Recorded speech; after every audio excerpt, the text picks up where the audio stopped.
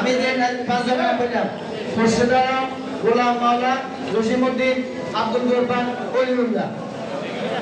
আপনারা এই গ্রুপ মহিষী, মোহাম্মদ মহিনুদ্দিন, কপিল উদ্দিন, সোহেল, জাহাঙ্গীর আলম, মোহাম্মদ মহিষী। আমরা এই দুই গ্রুপের প্রধান অতিথি, সভাপতি। ধন্যবাদ।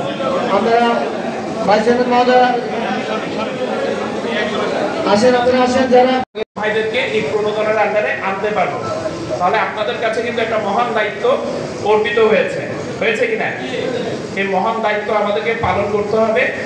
আমরা যদি খাস দিলে এই মহান দায়িত্ব পালন করতে পারি, মহান আল্লাহ রাব্বুল আলামিন আমাদের এই সোনার জমিনে ওনার রহমত নাযিল করবেন। এবং এইবার কিন্তু আমরা বাম্পার ফলন পেয়েছি।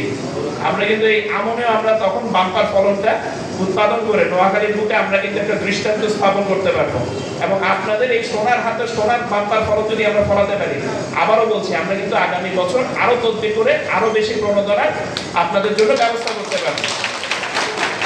তো আমাদের চেয়ারম্যান মহোদয় এখানে আজকে আমাদের মাঝে প্রধান অতিথির আসন অলঙ্কৃত করেছেন। উনি অত্যন্ত ব্যস্ত মানুষ, কিন্তু সবসময় আপনাদের কথা চিন্তা করেন।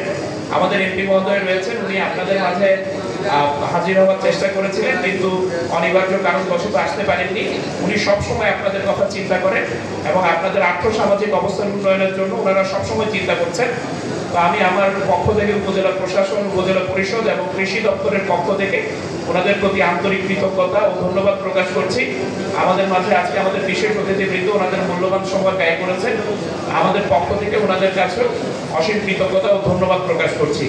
পরিশেষে সরকারের এই মহান উদ্যোগ, মহৎ উদ্যোগ, আপনাদের সকলের হাতে এই উদ্যোগ সাফল্যমণ্ডিত হবে এই আশাবাদ ব্যক্ত করে আমি আমার বক্তব্য এখানেই শেষ করছি। ধন্যবাদ সকলকে। জয় বাংলা, বাংলাদেশ চিরজীবী হোক।